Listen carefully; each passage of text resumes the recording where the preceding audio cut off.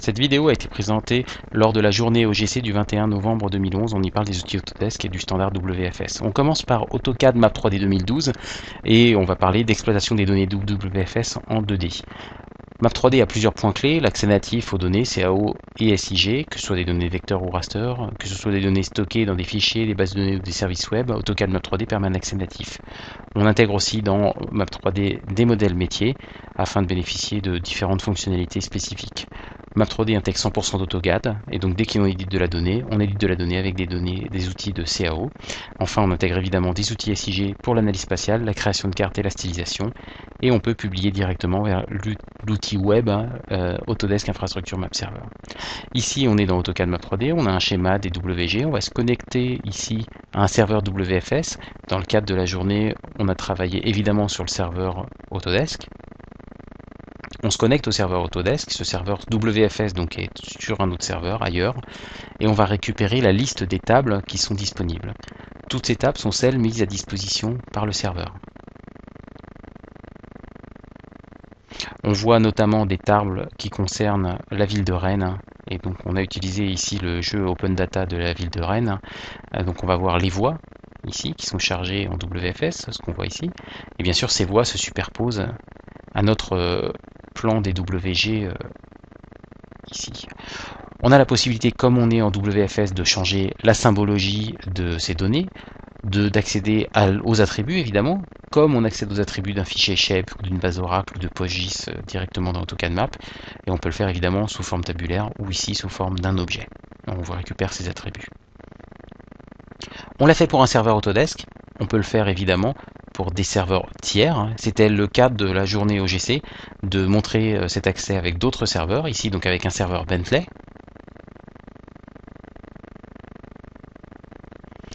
Tout comme pour le serveur Autodesk, quand on accède au serveur WFS de l'éditeur Bentley, on récupère la liste des tables. On voit ici donc pour chacune des tables les systèmes de projection. On ajoute à la carte.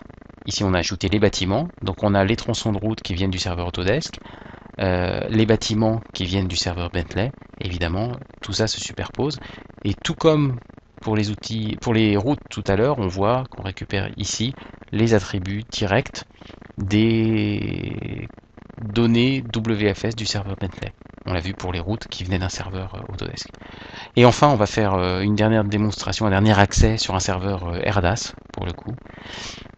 Et on va se connecter à ce serveur et montrer ces différentes données. Voilà.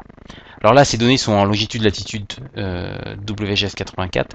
Évidemment, il y a une reprojection à la volée, c'est ce que sait faire AutoCAD Map 3D. Alors les arbres, il n'y en a pas sur la zone sur laquelle on est en ce moment, mais on les voit apparaître.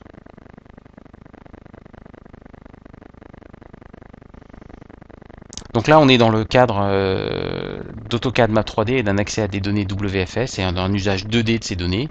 On peut changer le style de ces objets pour avoir, par exemple, pour les arbres, des points verts. Voilà ce qui est fait ici. On voit ces arbres qui ont changé.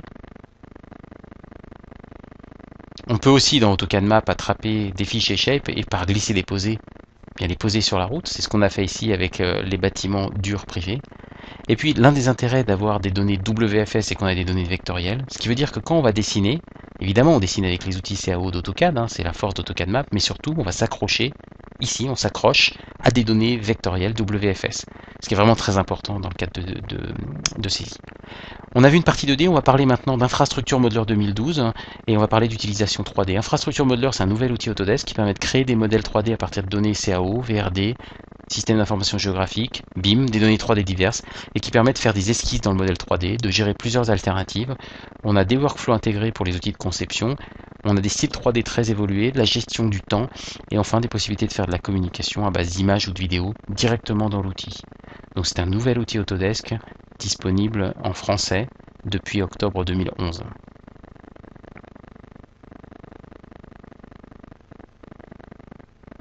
On est ici dans Infrastructure Modeler 2012. On a créé un modèle 3D en utilisant les données Open Data de la ville de Rennes. Donc on a les bâtiments, la voirie évidemment. On a aussi fait des géosignets pour se localiser. Donc là, on est au niveau de la route.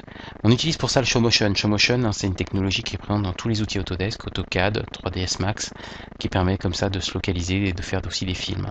Donc on va revenir à l'endroit où on était, et puis on va jouer un film, enfin jouer à une navigation plus exactement, voilà. Et c'est ce qu'on voit ici.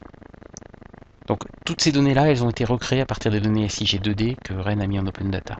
Si on va à un autre endroit ici, on peut notamment visualiser des infobulles avec le nom des voies. C'est des choses qu'on a paramétrées dans le modèle 3D. Reprendre les noms des voies qui viennent des données SIG.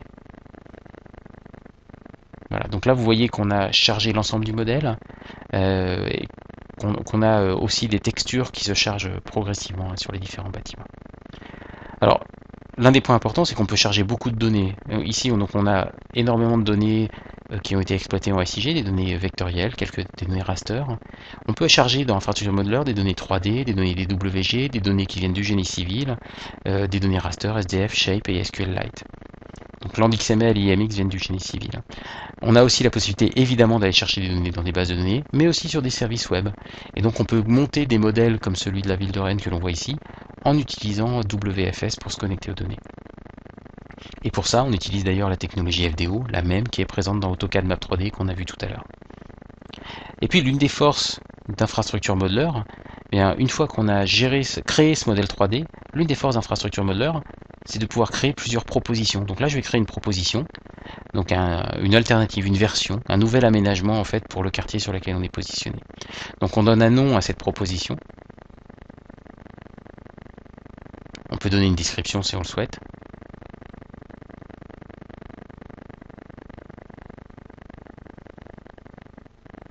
Voilà. À partir de maintenant, on travaille dans cette nouvelle proposition. On n'est plus dans la proposition principale qui se nomme Master. Et donc on va pouvoir dessiner. Alors on peut dessiner bien sûr plusieurs types d'objets, notamment d'abord ce qu'on appelle des couvertures terrain. Donc ici on va prendre un style de gravier, et puis on va venir dessiner une zone qui sera la zone où va être situé le projet qu'on a en tête.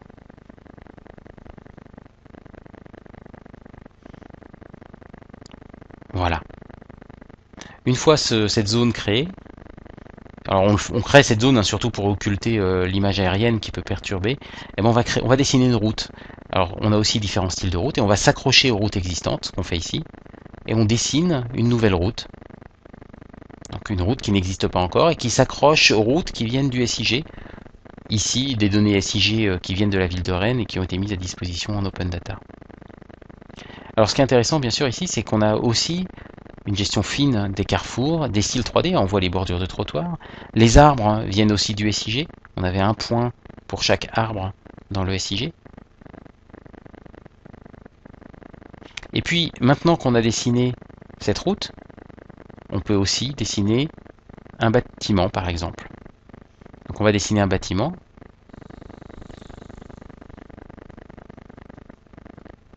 Voilà.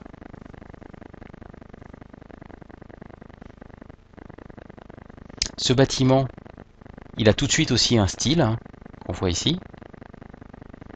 Mais l'une des choses importantes dans Infrastructure Modeler, c'est justement la gestion des styles. Une fois qu'on a dessiné, on peut tout à fait modifier ces styles. On a des styles pour différentes choses, notamment pour des bâtiments, et on va pouvoir changer le style du bâtiment. Et quand on fait ça, en fait, on change évidemment le style des façades, par exemple. On prend ici le style Polus, qu'on pose sur tout le bâtiment, et là, tout le bâtiment a changé de style. On a aussi la possibilité de le faire pour les routes, et là, en posant un nouveau style sur la route, voilà, on a doublé la largeur de la route avec donc des arbres, avec des lampadaires. On voit que le bâtiment est sans doute mal placé, on va le déplacer, c'est très facile à faire. Voilà, on peut déplacer le bâtiment évidemment après coup. Donc ce qui est intéressant, c'est qu'on a créé une nouvelle version et on a commencé un projet d'aménagement dans ce quartier directement.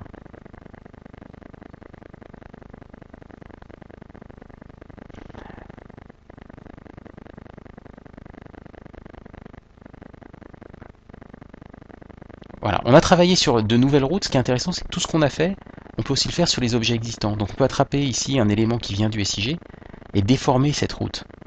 Donc c'est important de noter qu'on travaille tous les objets en fait sont considérés de la même manière qu'ils viennent du SIG ou qu'ils aient été créés par l'utilisateur.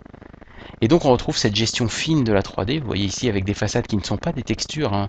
On est bien ici sur de la vraie 3D, y compris pour le style des routes. Voilà qui conclut cette démonstration. Donc je vous répète, cette démonstration avait été présentée lors de la journée OGC du 21 novembre 2011. Merci.